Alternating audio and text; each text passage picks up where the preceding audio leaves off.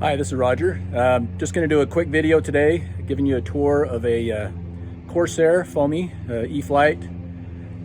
It's my dad's plane, and he's seen what I've done with other planes, so asked if I could do some customizing on it. So I did. So I thought I'd give you a quick tour. Okay, here's the plane, Corsair eFlight. I don't think they even make these anymore. But I did what I typically do on a lot of the planes is first thing I do is I gave it an alcohol bath to get rid of all the oils and stuff that water-based paints will not stick to. And then I gave it I really wanted to do a roughed out, war-weary Korean War era Corsair, Marine Corps. And so what I did after the alcohol bath was I gave it 2 or 3 coats of really watered down acrylic paint, kind of a grayish, bluish, blackish. You can see the texture there. So I wanted to give it kind of an oxidized look, which I think it pulled off really well. And then from there, I will go over the seams. In this case, the seams there, I tried a extra fine Sharpie permanent marker, but it reflects back kind of a crimson red for some reason on darker colors, and it's always done that. I've known this. So I got a set of water-based paints and took my chances that they wouldn't melt away, which they didn't. And then the next thing I would do is just give it a bunch of rivets. Try not to do too many, but just to give it a kind of a feel, kind of a flavor, so you can see those. And then next thing I typically do is airbrush a darker color, in this case just black-ish, over the seams.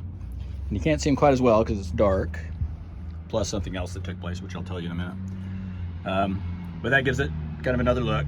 And then when I do the lines, also kind of work over the decals, kind of run seam lines over that as well. And then something else I like to do is I tint the canopy just a little bit.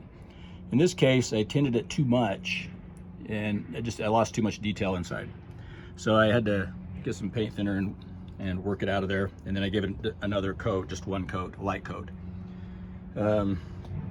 And then the pilot, it's the same pilot eFlight uses in a lot of their planes. And he's not so great. But anyway, he had a leather helmet, World War II era. So the Korean War pilots, I don't know if all of them, but eventually they started getting them, had these primitive helmets. And so what I did is I got some Sculpey polymer clay and formed a helmet. Tried to follow the general lines of what those helmets look like. Some pilots even used current football helmets back in the day.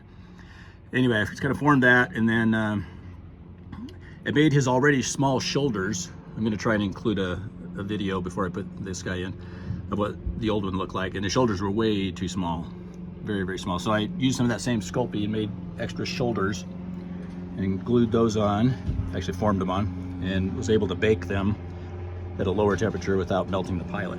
So anyway, he kind of looks way better. But again, he's just sort of sitting on a piece of styrofoam, so there's not much cockpit, and you kind of get what you get at that point. Something else, I kind of highlighted the engine with some metallic, kind of dark pewter in the scoop underneath, just to highlight the engine, give it some details. Painted a wash on the prop, kind of weathered that out a little bit. You can see that. Painted the silver on the spinners. I did some research on some of the Korean War Corsairs, and this is one of the spinners they used. Did some darkened in between the cowling vents, or I don't know what they're officially called, but so they would stand out a little bit. Painted the exhaust pipes on the side there and underneath there, and then airbrushed in some exhaust,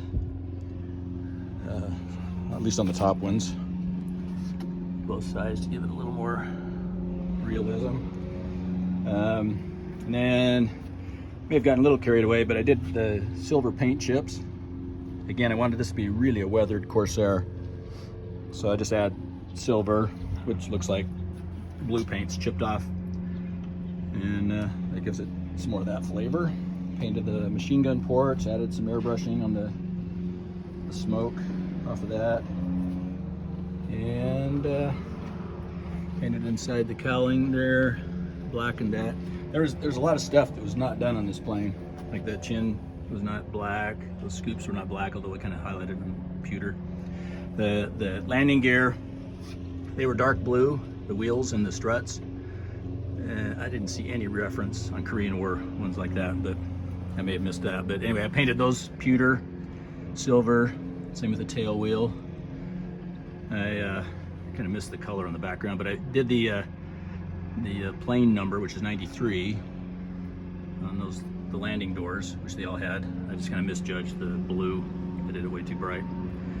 But added those. They were just kind of stick them after you print them out. And then the last thing I did, unless I missed something here, is I give it a clear coat.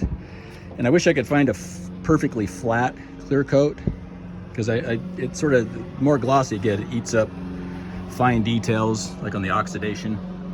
So I mean, it still looks fine with kind of a little bit of sheen to it, but I'd rather it be really flat and weathered looking. So anyway, it was kind of fun. And this is an older plane, and I don't know if you can pick this up, but my dad had left this out in the car or somewhere where it got hot. And when that happens, the styrofoam bubbles up. You see that right there. Whereas on this side, there's nothing there. So beware, don't leave your planes, your foamies out in cars where they get hot and melty. So anyway, it'll be fun. You'll take it for a flight here. I'm gonna go give it to him today. That's it.